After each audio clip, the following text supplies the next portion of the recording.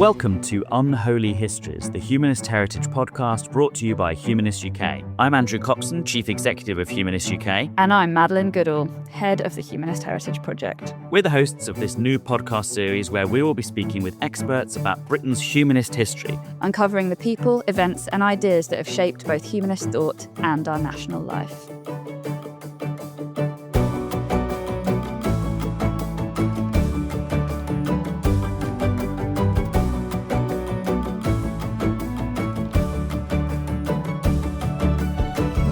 Education has always been central to humanist thought. From its earliest days, the humanist movement has seen learning and the freedom to think for oneself as the foundation for a better society. At the end of the 19th century, organisations like the Moral Instruction League began championing moral education free from religious authority, promoting critical thinking, empathy and citizenship for all children. And since then, humanists have played important roles in education reform, from the first International Moral Education Congress in 1908 to campaigns for the teaching of evolution in science, inclusive curricula, and comprehensive relationships and sex education. Today, obviously, we know debates continue about how children form their identities and worldviews and what it means to grow up non-religious in a society still shaped by religious traditions. In this episode of Unholy Histories, the Humanist Heritage podcast, we explore the humanist influence on education, past and present, and what it reveals about how values are learned and lived. And to unpack these ideas and more, we're joined by Dr. Lois Lee, Senior Lecturer in Secular Studies at the University of Kent, whose research examines contemporary forms of non-religiosity, with recent research looking at the formation of humanism in childhood. And Dr. Susanna Wright, Associate Professor in the History of Education at Oxford Brookes. Her key research and teaching interests are in the history of education in childhood, with a focus on the themes of secularism and a war and peace. And together we'll be looking at the story of moral education, childhood identity, and how humanist ideas continue to shape minds in the making. As we heard in the introduction, there have always been really strong links between the humanist movement and education in general, and lots of educationists within the humanist movement. But I think maybe it might make most sense to begin with a bit of context of both of you. So perhaps, Susanna, if you'd like to start off by just telling us a bit about your work, your interests, your areas of focus. Okay, first of all, thank you very much for having me. It's great to be involved. But I started looking at history of education and particularly kind of interest in, I suppose, broadly secularist approaches to it a while back when I was doing my postgraduate degree. It kind of coalesced things that came out of my family background, but also my interest in topics of education from having parents as teachers.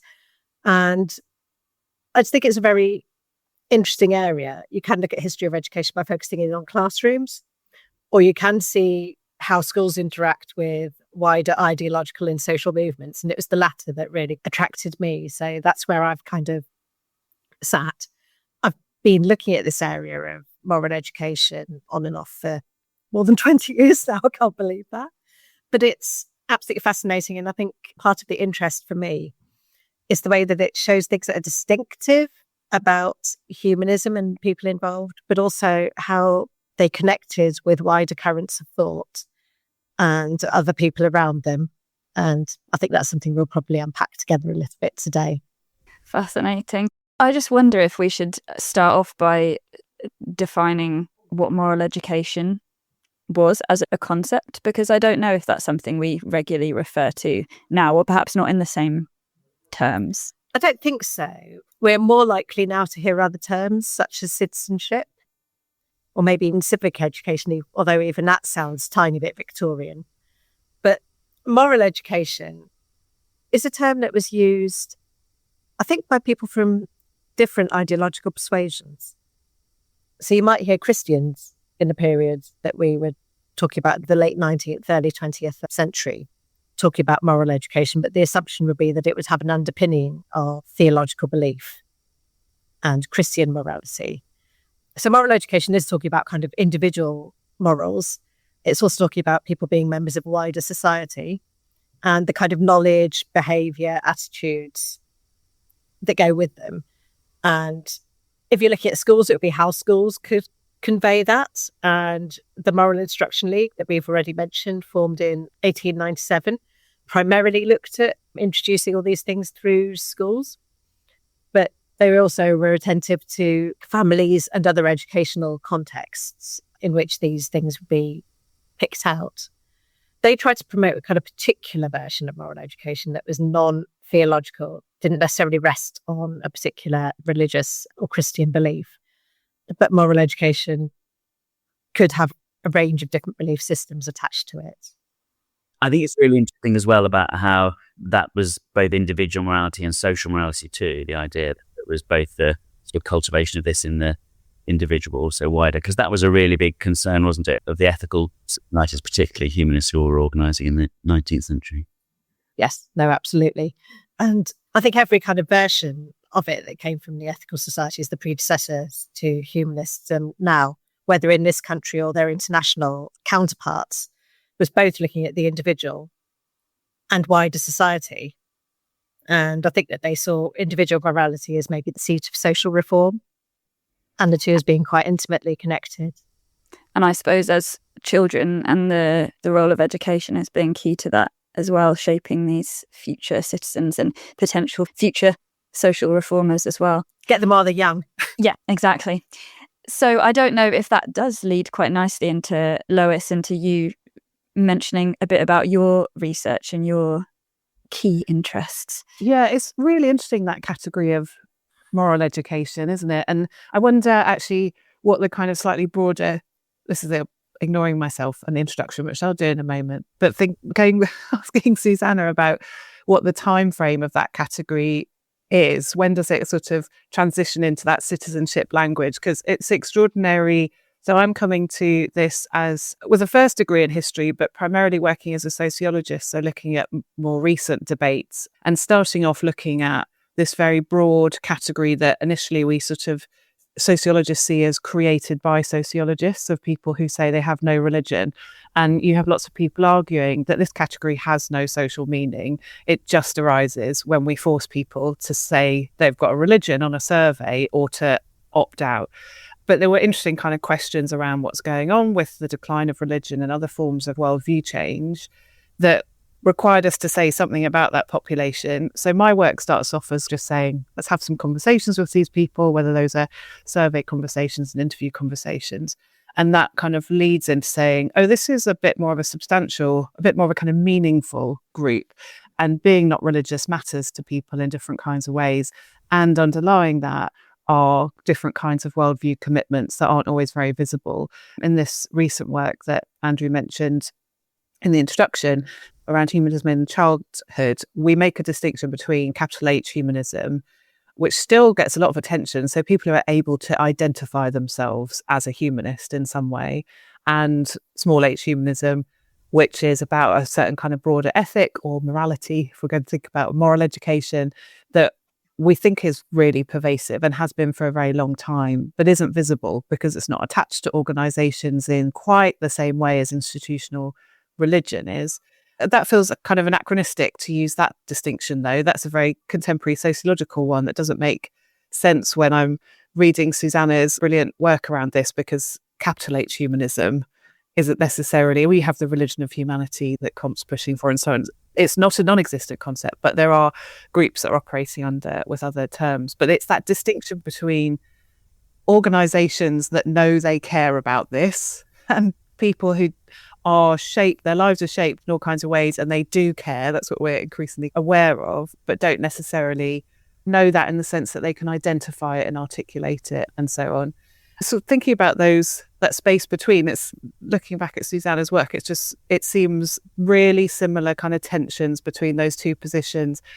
In some ways, we'll come to this as we go along. There were points that I just thought, wow, there's no change at all in the last 100 years, which is quite striking in the context of really rapid change in other ways, the real growth of non-religion, the real growth of different forms of humanist values. We'll get to all that, but the moral education, why I was asking Susanna about what its kind of historical parameters are when it fades out. It's hard to say, because you started out with moral instruction, which, as Andrew said, is a lovely Victorian concept. And I suppose if you're thinking about it pedagogically, you're thinking of kind of chalk and talk approaches, really. And that's what instruction kind of conveys. So teacher-led, a kind of set input that's received, moves on to the idea of education, which kind of embraces other approaches to learning alongside the core of instruction. But words like civic and citizenship were in there right from the start, from the turn of the 20th century. And the Moral Instruction League became the Moral Education League in 1908. And then the Civic and Moral Education League in, I think it was 1914. And then that changed to the Civic Education League in 1919. So you can see some of the conceptual changes going along with the name changes. But the terminology of morality and moral instruction continued into the 1920s still. So there was change, but there wasn't, I don't think, an absolute break. I think it was more a change of emphasis and a move away from focusing on the individual and their behaviour and how you'd instill that to thinking of broader approaches and more of the individual in a social context is the way I'd read that change. Well, moral education obviously carried on, didn't it, too, then, because there's still the Journal for Moral Education still exists, until quite recently, led by humanists. How do you characterise how those strands changed then into the 40s and onwards? Does citizenship and moral education become different domains, or are they still intertwined? I think they're still intertwined, although I'm not sure whether some of the key later figures in citizenship would have talked about moral education. So I think by the time we got to the 60s and onwards, moral education became part of the domain of philosophers, I'd have said, maybe, is the impression I got. And civic education became a bit more politically oriented, maybe. Definitely, if you compare like the early editions of the Journal of Moral Education, which are very classroom-based, very practical, with an edition of the Journal for Moral Education today, which is very academic, and actually, unless you're inside the field, you can't even make sense of the language they're using. It's so academic for educationists. And I think its largest readership now is in China, which make of that what you will. But it is very different. Whereas in the late 19th century and up to the 40s that your work is covering, I think, of course, there are professionals involved there, but there's also just enthusiasts who are driven by moral purpose. Absolutely. So I think it was less. So there were people involved who had their kind of university philosophical studies. Just to pick a couple of names, Gustav Spiller, a key figure in the ethical movement, a Hungarian emigre. And he thought a lot, but he also organised a lot. So he actually got a lot done. So he was one of those people who wrote, but also did a lot of really practical work and seemed to have amazing networks. So he's quite interesting from that point of view.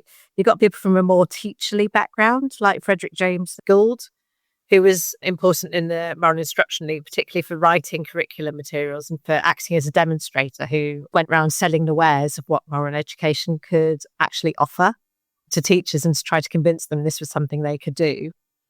And then Harold Johnson, ex-Unitarian, became ethical movement, went back to the Unitarians in the end. Again, university education, someone like Frederick James Gould didn't.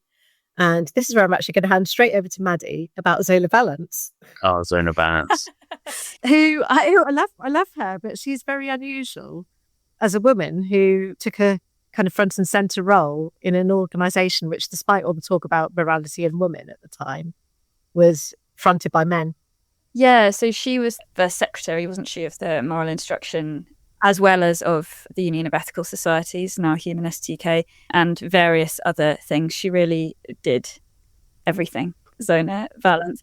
But she clearly was very passionate about the ideas of moral education and wrote very, very powerfully as well about the role of women, but also about lots of other things and her ideas related to kind of her humanism and things. And she was one of quite a few women actually in the early ethical movement who were concerned with education as well as with that kind of burgeoning humanist movement, and some of whom were teachers or had been teachers.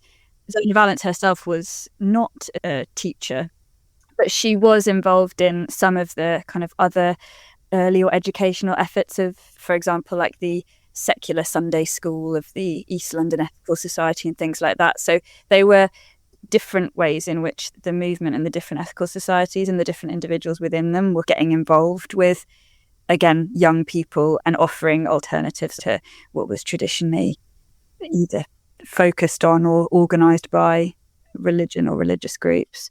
It's a little bit of a reminder to me, you mentioned secular Sunday schools, of how the Moral Instruction League drew their programme and their ideas from sources outside of the humanist or ethical movement as well. So the secular Sunday schools, that was maybe a bit of a testing ground for some of the approaches, which they then tried to advocate for schools across the day schools, state schools across the country. And obviously the members who were teachers, they drew on their own teaching practice, again, a bit outside the remit of the humanist movement.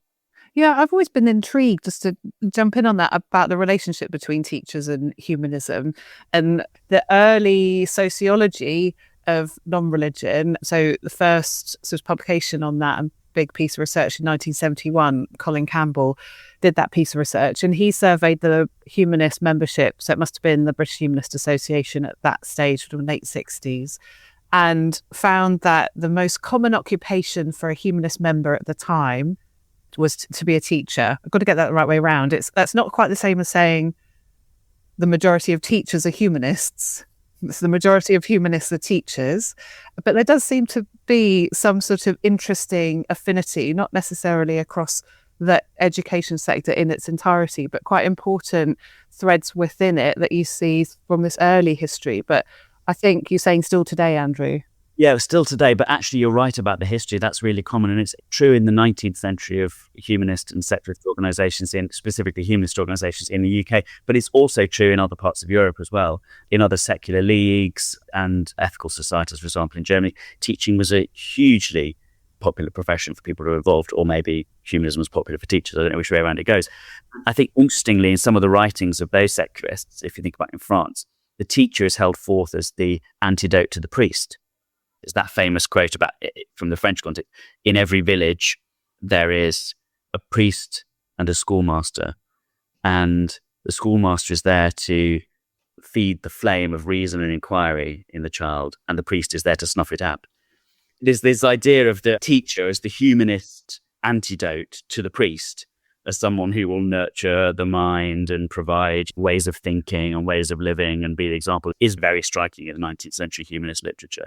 So I think in fact, even still, that the biggest French organisation that is a member of Humanist International Humanist Movement is the National Union of Teachers in France. Yeah, and they actually see themselves as a humanist organisation.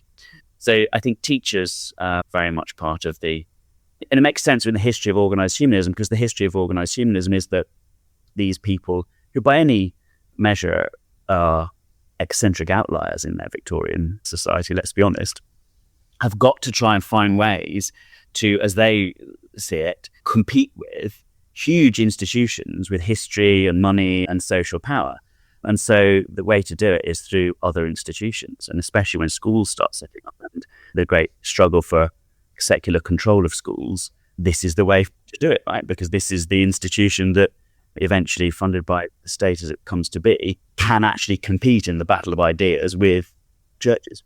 Well, I was just going to come back to that to say that Colin Campbell argues that one of the kind of great statements of humanism that we see from the sort of mid-19th century onwards are the different kinds of formal statements of the various professions, which he sees as kind of essentially humanist tracts. So it's really interesting thinking what Andrew says about conquering secular institutions or engaging with secular institutions as a way of empowering humanist ideas, that if you have head on against the churches, you might be quite marginalised by comparison.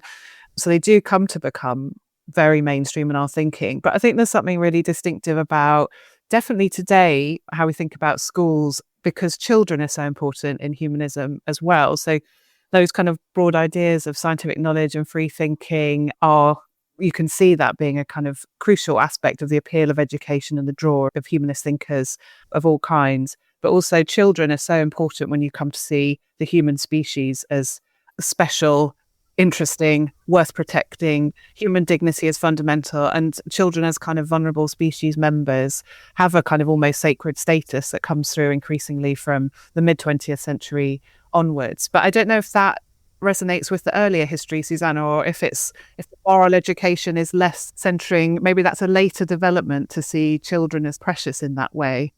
I think it possibly is a bit later for that to be mainstream. And it's not saying that people involved in the Moral Education League didn't really value children and try to cater for them for the best of their ability. But I think that some of those ideas came a bit later. Obviously, the philosophical origins of children's special go back to post-Enlightenment thinking and so on. Rousseau and Emile and those discussions will have been around for many decades by the time the Moral Instruction League comes. So it's not as if that thinking isn't in the ether for them to pick up. But looking back on the Moral Instruction League, I think it is perhaps fairly traditional in some ways in its approach to thinking about children and so on. And so maybe the more kind of real child-centered or child-led approaches might be a bit of a later development. But I think there's a bit of a tension between, yes, the idea that children are the future are very important and they're the future of our movement as well as the future of the race. So you've got to get them of that being true of humanists as much as it was of Christians. And something that's a bit more calculated and strategic, which is, this is where we can really get a bit of anchorage, and schools where there's the religious difficulty is where they could get a bit of purchase and maybe find some allies who were Christian and who didn't like the way that the religious or the church control of education was going.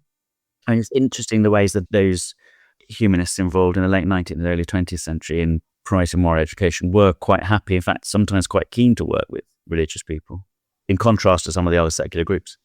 I was just thinking that just made me think of some of the other figures and some of the other groups outside of something like the Moral Instruction League. So I'm thinking of someone like Annie Besant and her magazine that she had, Our Corner, where there were these series of biographical sketches of inspiring people from the past, usually men and usually scientists, interestingly. But nevertheless, there was this idea about, I guess, inspiring children, but also encouraging them to decide for themselves whether that person was deserving of praise, was heroic, so there was this idea of giving, a little bit like you were saying, Andrew, giving young people the tools maybe to come up with those ideas on their own or to evaluate their own kind of opinions of things. I was also thinking as well of the kind of role of those organisations and say the Moral Instruction League as potentially being a bit of a bridge between the kind of schools and the approach the schools and teachers were taking, and then parents. So I know that one of the early interventions of the Moral Instruction League was to gather the signatures of various parents to prove that they actually didn't want straight Bible teaching in schools, which again, that feels to me like it's echoed a bit later when it's kind of like, now, do you know that there's compulsory collective worship in schools, parents? Things like that. It feels like there was this kind of role they had as well, where it was almost, by the way, this is how this is done in schools, or this is what your child is learning. Yeah, I think they definitely tried to reach out to parents as part of their campaign. That was really visible early on. I think later they got a bit more focused on the big guns in Parliament. And so particularly once you had the Liberal government come in 1906, I believe it was, and they got a bit more kind of traction. But I think that kind of reaching out into households via children and via discussions about the education they were having was part of it. And some of the lessons, if you actually go into the curriculum materials produced by the Moral Instruction League a bit more, are a bit, children, you can reform your parents. So again, I think there's a tension. I think there is, here are the tools to think for yourselves. Here's a figure who may inspire you, but you work it out. But also you look at the material and the lessons are laid out in there. But at the time, that's a really interesting point, Maddie. But my sense is that the engagement at that point is about wanting to show that people have these views and they're respectable and they can be represented, therefore, in how we organise our education. Whereas that kind of, did you know, sort of question that comes out today is more about people not connecting, I think. I'm wondering if it sounds like the kind of mechanisms and dynamics are really similar, where there are key actors that really shape our education in ways that perhaps the majority are not aware of. And I've often thought that as someone who's non-religious myself and grew up fairly indifferent to that identity, and now research extensively with people who say they're indifferent, and I sort of think, well, I'm not sure you're as indifferent as you are, but I'm projecting myself onto that. But part of it is thinking I'm really grateful for the work that organisations like Humanist UK and really diverse actors do to make space for people like me in the education system and so on. But it's a different thing to think it's irrelevant and then have to come around to thinking, oh no, there's some really important things happening. Whereas my sense reading Susanna's histories is more that it's okay to have these views. Is that a fair characterisation, Susanna? Is that a real difference? I think I'm going to sit on the fence here, Lewis. Be agnostic. Yeah, I'm going to be agnostic. But I might as well profess it. Maybe I'm overstating. This is what happens when you're embedded in today. You overstate the differences with the past, don't you? And maybe that issue of respectability isn't as big a deal as I think it is.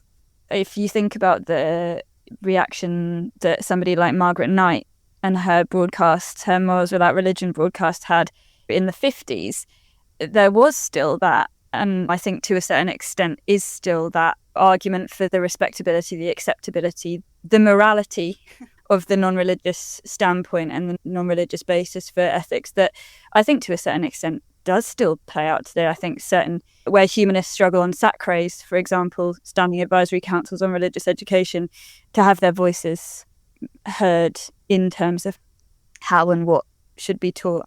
I think there has been, I find that respectability element just endlessly fascinating anyway. And I think obviously the ethical societies were very concerned with that themselves. Yeah, absolutely. And I think I sometimes do come back to the fact that some of the figures involved, yes, they were a generation away from blasphemy trials and some of the more kind of severe penalties that could go. But some of the humanists still faced lack of promotion, being shut out from premises, job losses, those sorts of penalties. So there is a respectability issue for the public figures. They were putting themselves on the line to some extent. And my other thought on respectability is that if you go into schools or a system like that, you're attaching yourself to a respectable institution. It conveys its respectability when maybe the beliefs are a bit challenging. And I'm sure that the rhetoric of this is suitable for people of all religions or none was partly a humanist worldview or the ethical movement kind of predecessor of it. But it's also a route to respectability compared with the secularist approach of we don't even try to go anywhere near the religion side. I think that Maddie put her finger on a really interesting historical moment when she brought in Margaret Knight, who made those broadcasts on the Home Service in the 1950s, talking about education of children without religion and moral formation. And, it was a scandal. Bishops denounced her. People burnt copies of her book. It was on all the newspapers. It always seems to me that there was a bit of pearl clutching about that to some extent, that people did. I don't think people felt the man or woman on the street would not have felt that way. We know from research that was commissioned by the Ethical Union in the 40s that actually the people worked through mass observation. People were much more normal, ordinary people were much more of Margaret Knight's way of thinking than they were of the front page writers of the newspapers. But in terms of the history of it, is this something that changes? Because I think that if we look back at the time that you're thinking about, Susanne, especially the early 20th century, it seems to me that the moral education campaigners, the humanists involved in this movement, were achieving respectability. That was happening. And that then they faced this big defeat in the 1944 Education Act, which puts compulsory religious instruction into every state school. Very controversial at the time in Parliament, but not controversial enough to be voted down, unfortunately. And they sort of lose. And there's a revival of not popular religion, but official religion in the state at that point. And Margaret Knight would not have been shocking to public opinion, I think, in the early 20th century in the way that she was apparently, or portrayed as shocking and outraging public opinion there in the 1950s. Is that right? In a moment, I think we'll come on to look at later in the 20th century. But before we leave the Moral Education League behind, they lost in 1944, didn't they? And then campaigners had to go in a different direction, I think. I think so. Yeah. During the war, they barely held it together as an organisation for obvious reasons. People were dispersed. Premises in London were subject to bombing and all those sorts of things.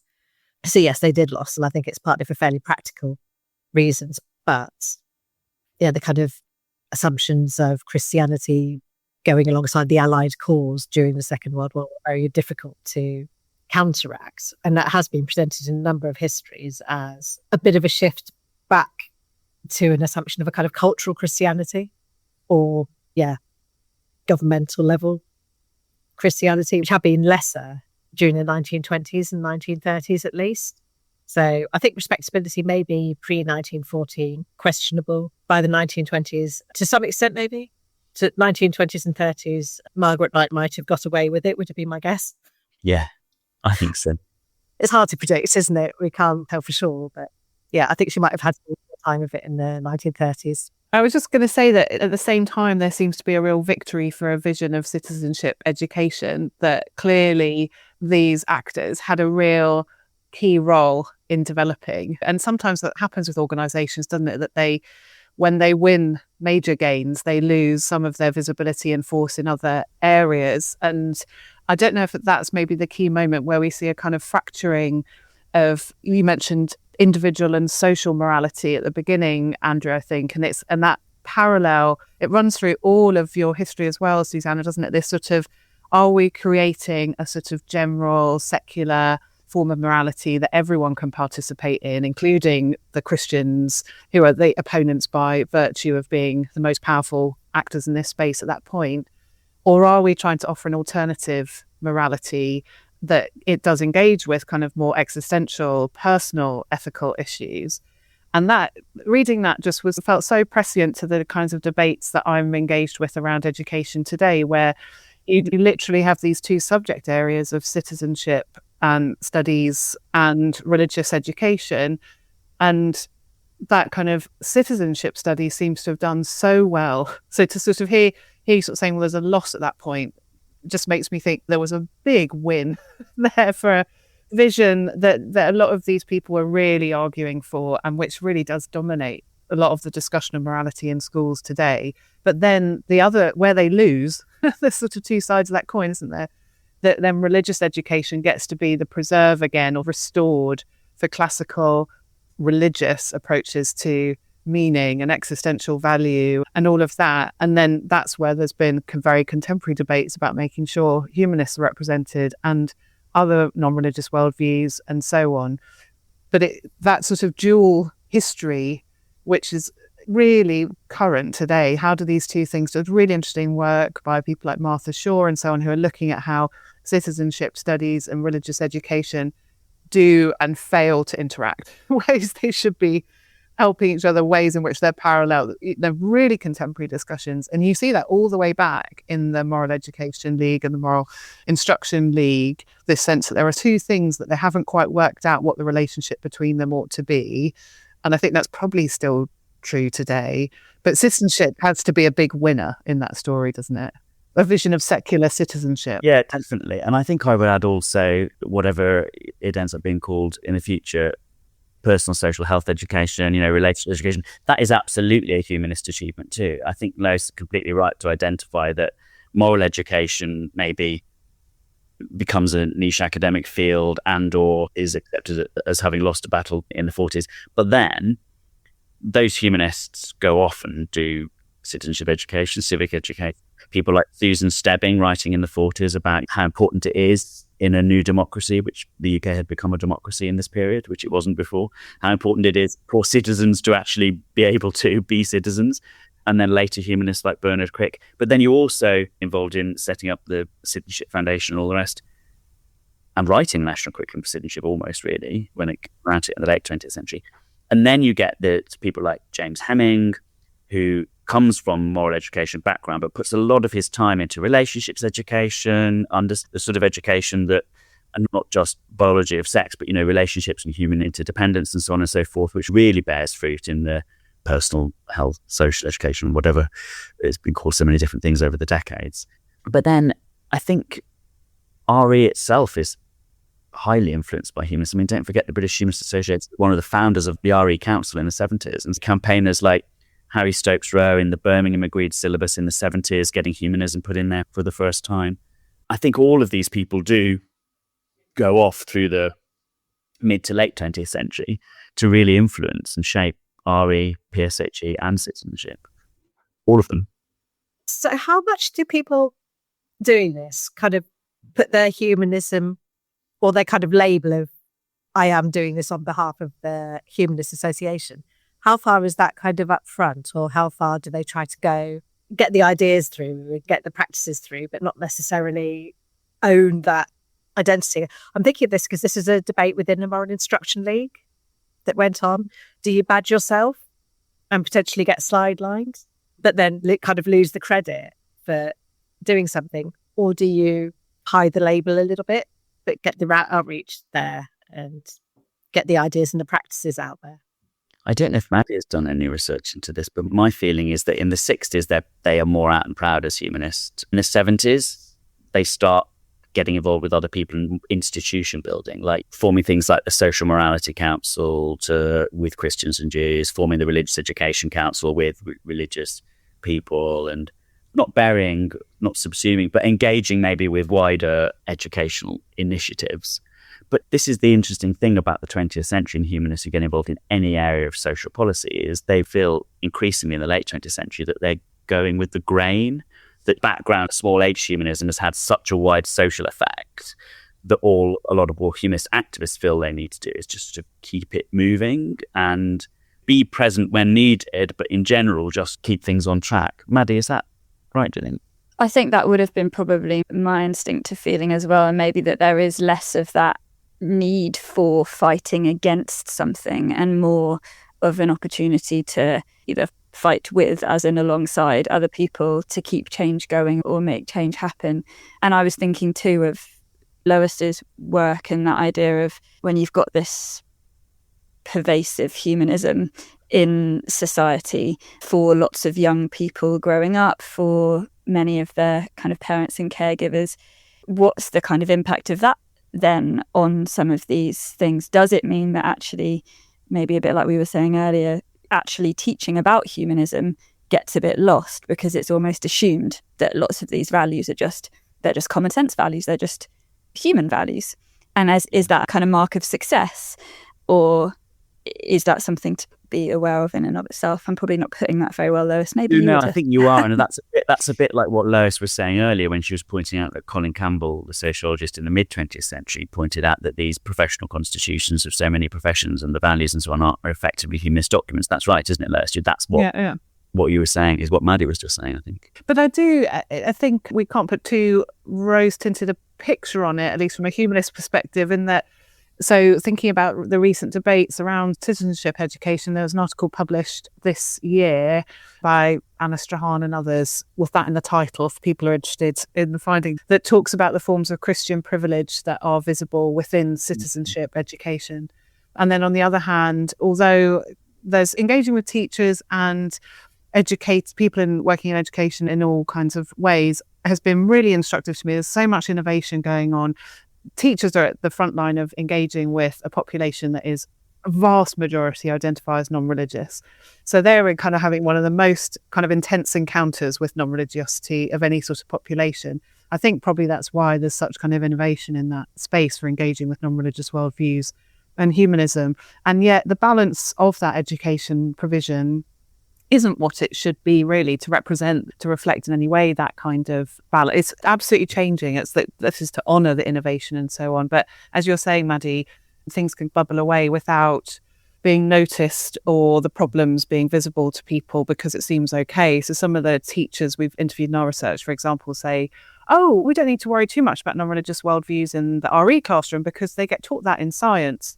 And so to underline that is a whole set of issues that we could get into. But what concerns me is the kind of dissipation of space for talking about really existential ethical issues for non-religious people, because that is not irrelevant to the science classroom, but that's not its core objective. That's not the main sort of bread and butter of what's going on in the science classroom in the way it is in the RE classroom. So those sorts of different kind of currents. For me, the big shift, my education has been shaped by secularization theory and this big battle, the grand battle between old theism and new atheism, or different generations of atheists.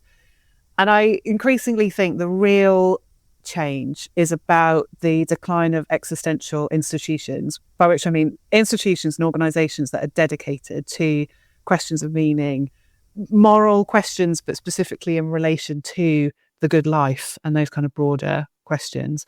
Because that's true of Christians today as much as it is non-religious people today. Most Christians, people have a Christian identity and a broad set of Christian beliefs, don't go to church, but those identities still matter to them. We've seen that in our politics in the UK and elsewhere in recent years quite clearly, the importance of these kinds of identities and forms of meaning that I think we need to take quite seriously.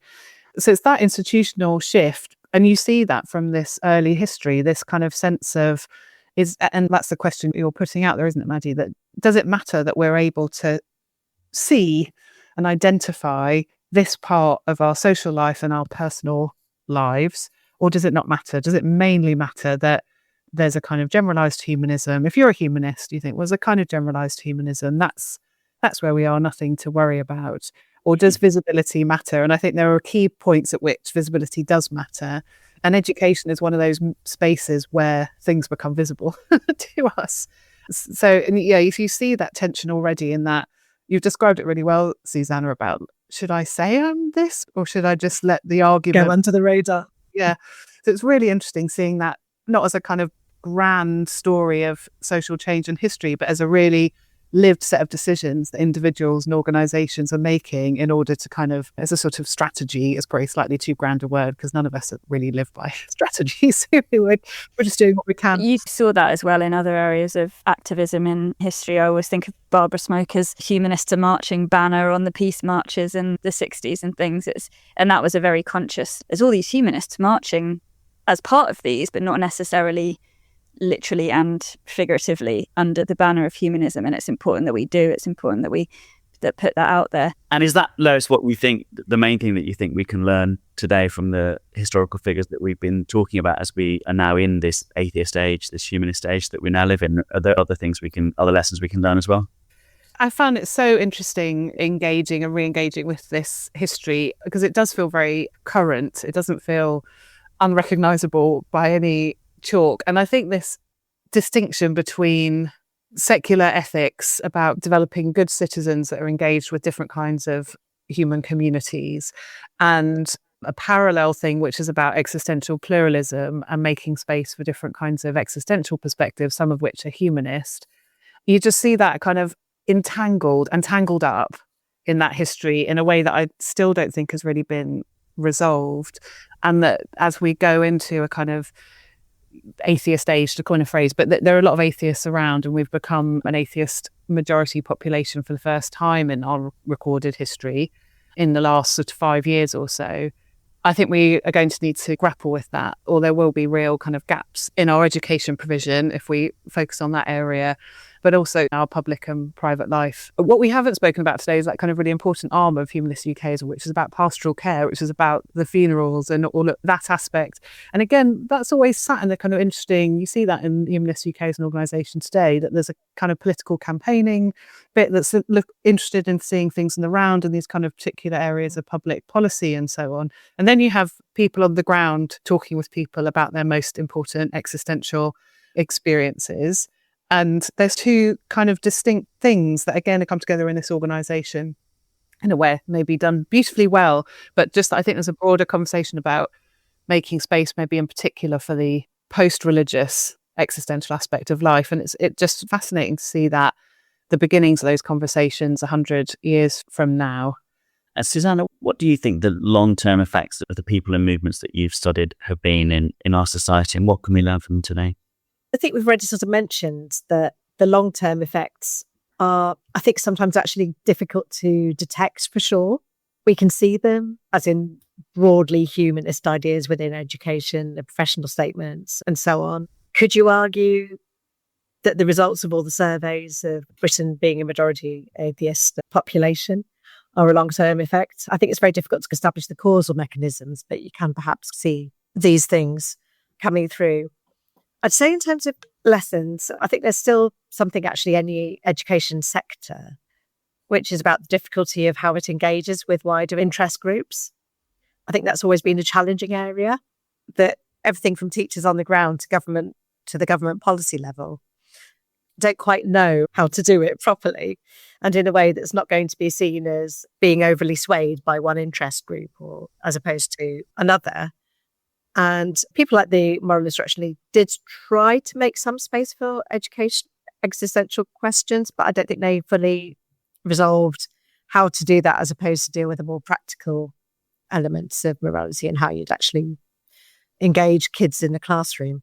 I think the thing that maybe we could think about more, which maybe the Moral Instruction League and its successors didn't really think about so much, is how to engage children in actually formulating some of these ideas. So, yeah, children very much as involved in the process as opposed to being the recipients of it, even though important and in need of protection. There's so much more we could have talked about about the history of humanists and education. What you were just saying then, Susanna, made me think of Beacon Hill School, the school in the 20s that Bertrand Russell and Dora Russell set up, which is all about child-centered learning and then finding their... And humanists in education in the 19th and 20th century have been involved in so many different initiatives. We've only scratched the surface, although we've done it with very informed guests today, of the long history of humanists in education. Maddie? As a final question of the episode, and I'll ask Susanna Wright and then come to you, Lois. Do you have a favourite atheist from history? It's hard, but I have a soft spot for Frederick James Gould.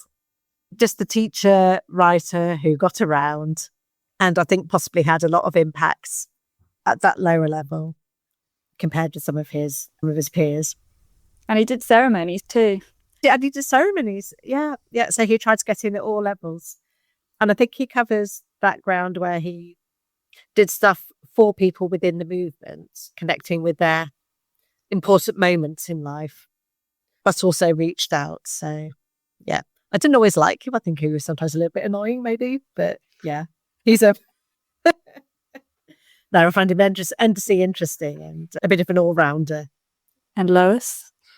I really resent this question. I think there should be some warning because what a fascinating area. Andrew said, think about someone in your research, and we're just having these wonderful conversations with children who don't have a belief in God, so they're atheist in that sense, and just come up with the most charming thoughts and ideas. And I would really like to choose one of them, but I can't think of an individual to put before us. And that's, so I resent that. But then let's think about this is representing children. We're doing this piece of work about the deep humanist meanings of Father Christmas for children and the way in which Father Christmas encaptures a sense of magic that's embedded in the idea that children matter to us and are special.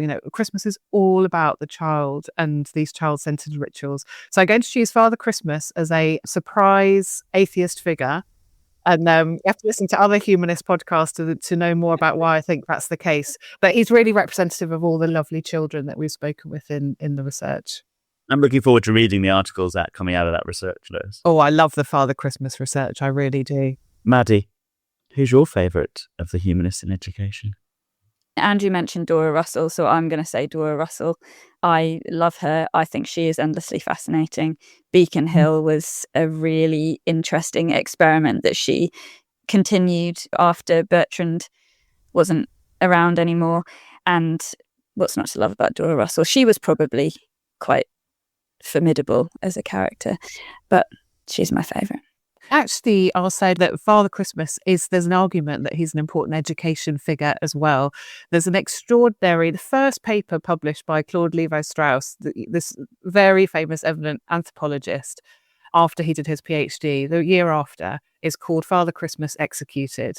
And it's exactly about the way in which Father Christmas, or Père Noël, has infiltrated the supposedly laïque school system and replace Jesus as the moral centre of French education in the mid-20th century. I recommend that to you as well. So this is what you didn't know we needed to talk about today, Father Christmas and the humanist ethic in our schools.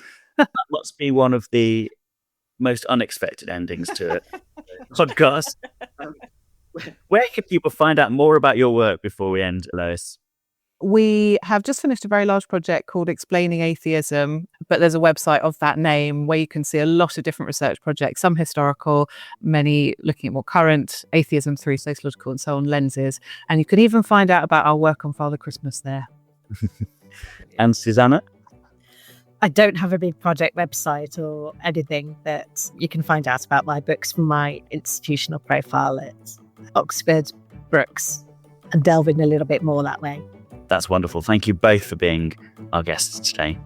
Thank you very much for having us. Thank you for listening to Unholy Histories, the Humanist Heritage podcast, brought to you by Humanist UK. To join, support, or find out more about Humanist UK's campaigns and services, visit humanists.uk, or you can follow us on social media at Humanists UK. This podcast was produced by Humanise Live. Find out more about creating content for compassionate communities at www.humanise.live. And you can find out more about the rich history and influence of humanism on the Humanist Heritage website at heritage.humanist.uk.